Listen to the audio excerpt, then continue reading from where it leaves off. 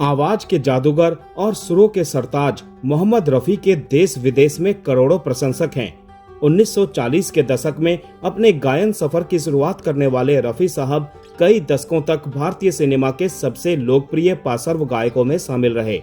कव्वाली हो, भजन, रोमांटिक गीत, दर्द भरे नगमे या देशभक्ति गीत, उन्होंने अपनी आवाज से हर भाव को जीवंत कर दिया।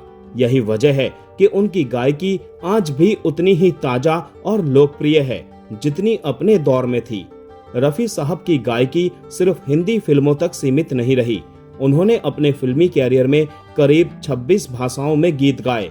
इनमें हिंदी, उर्दू, पंजाबी, बंगाली, मराठी, गुजराती, भोजपुरी, तमिल, तेलुगु, कन्नड़, मलयालम और ओडिया जैसी भारतीय भाषाओं के साथ साथ अंग्रेजी, फारसी, स्पेनिश, डच और क्रियोल जैसी विदेशी भाषाएं भी शामिल थी।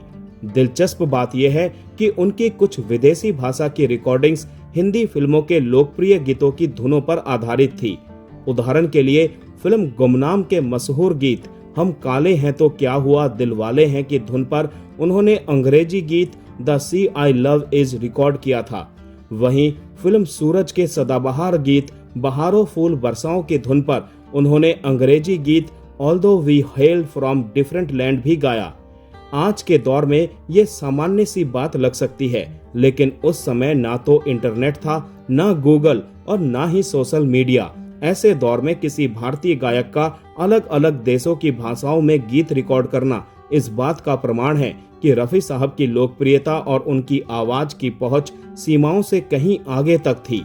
रफी साहब के बारे में एक और दिलचस्प तथ्य बहुत कम लोगों को पता है।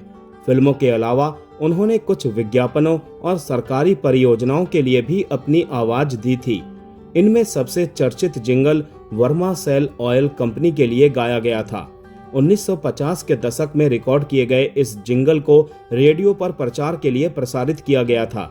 इसके गीतकार एस अथैया थे, जबकि संगीत मुकुल रॉय ने दिया था। मुकुल रॉय मशहूर गायिका गीता दत्त के भाई थे। इस जिंगल के बोल थे, घर घर में मुस्काए रोशनी और अंधेरा हाथ मले, गांव गांव और नगर नगर में वर्मा तेल का तेल जले।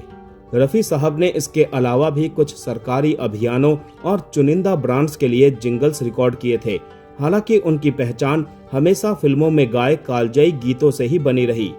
मोहम्मद रफी का संगीत सफर केवल हजारों गीतों तक सीमित नहीं था, बल्कि उन्होंने अपनी आवाज से भाषाओं, संस्कृतियों और सीमाओं के बीच भी एक सेतु बनाया।